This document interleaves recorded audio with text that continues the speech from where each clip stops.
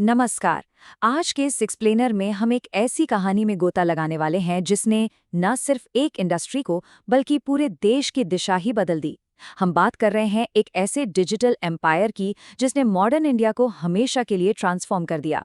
तो चलिए बिना किसी देरी के सीधे शुरू करते हैं। अब जरा सोचिए, सितंबर 2016 का वक्त है।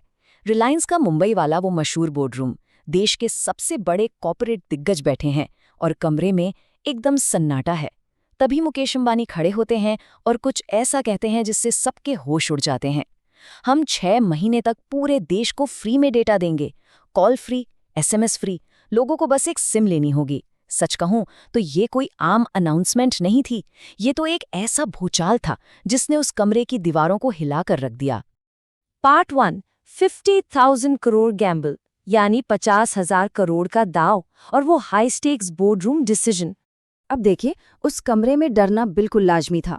एक सीएफओ ने तो साफ साफ कह दिया कि भाई ये कदम ना 50,000 करोड़ रुपए डुबा सकता है, मतलब पूरी कंपनी बर्बाद हो सकती है।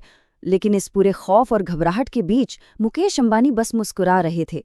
उनका साफ मानना था कि हाँ, रिस्क बहुत बड़ा है, लेकिन इसके बदले 84,000 करोड़ रुपए का एक ऐसा साम्राज्य खड़ा होगा जो भारत की पूरी बुनियाद ही बदल देगा। उनका विजन उस कमरे में बैठे किसी भी इंसान की सोच से कहीं ज्यादा बड़ा था। पार्ट 2, धीरू भाई का अधूरा सपना और इस टेलीकॉम विजन की असल शुरुआत। चलिए थोड़ा पीछे चलते हैं। बात साल 2002 की है, जब धीरू भाई अंबानी हमारे बीच नहीं रहे। उनका ना एक बहुत बड़ा सपना था कि हर गरीब किसान और मजदूर के हाथ में एक मोबाइल फोन हो। लेकिन 2005 में जब परिवार का बंटवारा हुआ तो टेलीकॉम बिजनेस चला गया अनिल अंबानी के पास। और फिर 2007 में मुकेश अंबानी ने रिलायंस इन्फोकॉम के जरिए सीडीएमए टेक्नोलॉजी का जो दांव खेला था, वो भी जीएसएम के सामने बुरी तरह फेल हो गया। पर कहते हैं ना, जहां चाह वहां राह। हार मानने के बजाय अमेरिका, यूरोप और चीन जैसे बड़े ग्लोबल मार्केट्स को बहुत बारीकी से स्टडी किया गया और वहां से ना एक बेहद अहम बात समझ में आई। भविष्य सिर्फ और सिर्फ डेटा का है, वॉइस कॉल्स का नहीं। जबकि हैरानी की बात यह थी कि भारत की पुरानी टेलीकॉम कंपनियां अभी भी 2G और 3G पर अटकी हुई थी। Part 3, the digital India master stroke. कैसे एक नेशनल पॉलिसी के साथ ये विजन जुड़ गया। तो हुआ क्या, मई 2014 में देश में एक बड़ा पॉलिटिकल शिफ्ट देखने को मिला। नई सरकार आई और उसने डिजिटल इंडिया का विजन सामने रखा, जिसका मकसद था हर गांव को इंटरनेट से जोड़ना। ये 100 साल में एक बार आने वाला ऐसा मौका था जहां कंपनी का विजन और देश की पॉलिसी बिल्कुल एक ही दिशा में जा रहे थे। 2015 की स्पेक्ट्रम नीलामी में 13,000 करोड़ रुपए देकर पूरे देश का 4G स्पेक्ट्रम खरीद लिया गया। बाकी कंपनियों को लगा कि ये तो पैसा बर्बाद कर रहे हैं, लेकिन दरअसल 130 करोड़ लोगों को टारगेट करके 1.5 लाख करोड़ रुपए का एक बहुत ही बड़ा इन्वेस्टमेंट किया जा रहा था। और ये काम किस रफ्तार से हुआ, सच में अमेजिंग है। कश्मीर से लेकर कन्याकुमारी तक दिन रात काम चला। मतलब जो इंफ्रास्ट्रक्चर और जो टावर्स खड़ी करने में पुरानी कंपनियों को 10-10 साल लग गए थे ना, रिलायंस जियो ने वही काम सिर्फ और सिर्फ 1.5 साल में कर दिखाया। लिटरली 1.5 साल में। Section 4, the price war begins, और कैसे इन बड़े दिग्गजों की नींद उड़ गई। अब इस डेटा को जरा ध्यान से देखिए, ये बहुत इंटरेस्टिंग है।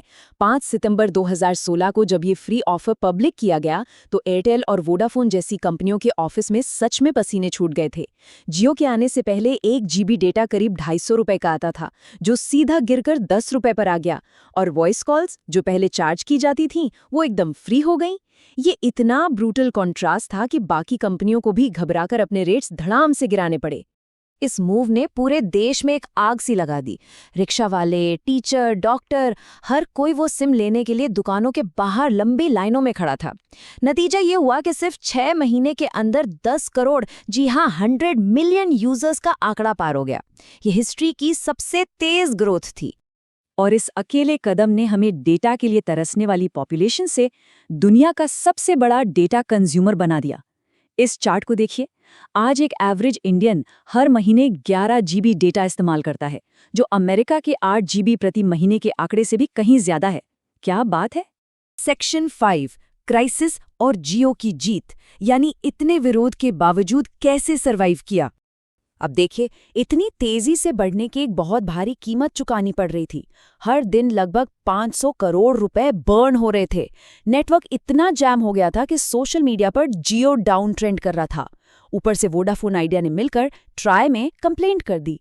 लेकिन यहाँ पर एक 3 पॉइंट काउंटर अटैक काम आया। पहला, तुरंत नए टावर डिप्लॉय किए गए। दूसरा, ट्राई के सामने लीगल फाइट जीती गई कि भाई सस्ता इंटरनेट देना एकदम लीगल है। और तीसरा, सरकार के डिजिटल इंडिया गोल्स के साथ खुद को पूरी तरह अलाइन कर लिया गया। और इस पूरी जद्दोजहद का रिजल्ट 2025 तक आते आते बिल्कुल साफ हो गया। जो कभी चैलेंजर था, वो आज 40 करोड़ से ज्यादा यूजर्स के साथ अनडिस्प्यूटेड लीडर है। हर महीने 500 करोड़ से ज्यादा का रेवेन्यू। जबकि दूसरी तरफ कभी मार्केट पर राज करने वाली कंपनियां अब सर्वाइवल के लिए लड़ रही हैं। Finally, section 6, 3 big business lessons जो इस पूरी जर्नी से हमें सीखने को मिलते हैं। तो सबसे अहम बात जो हमें समझनी है वो ये है कि पहला, टाइमिंग ही सब कुछ है। दूसरा, हमेशा बहुत बड़े स्केल पर सोचिए। और तीसरा, और शायद सबसे ज्यादा जरूरी, अगर फ्यूचर में बड़ा फायदा दिख रहा हो तो शॉर्ट टर्म का दर्द सहने के लिए तैयार रहिए। 6 महीने फ्री सर्विस देने के उस फैसले ने न सिर्फ 40 करोड़ लॉयल कस्टमर्स दिए, बल्कि इंडिया में डिजिटल पेमेंट्स और एजुकेशन का पूरा सिस्टम ही बदल कर रख दिया। तो ये थी एक ऐसी डिजिटल साम्राज्य की कहानी जिसने मॉडर्न इंडिया की नींव हिला दी। अब हम सभी के लिए सोचने वाली बात ये है कि अगले एक्सप्लेनर में हमें किस कॉर्पोरेट स्टोरी को एनालाइज करना चाहिए, टाटा, अडानी या कोई और। ऐसे ही शानदार विश्लेषण के लिए हमारे साथ बने रहें।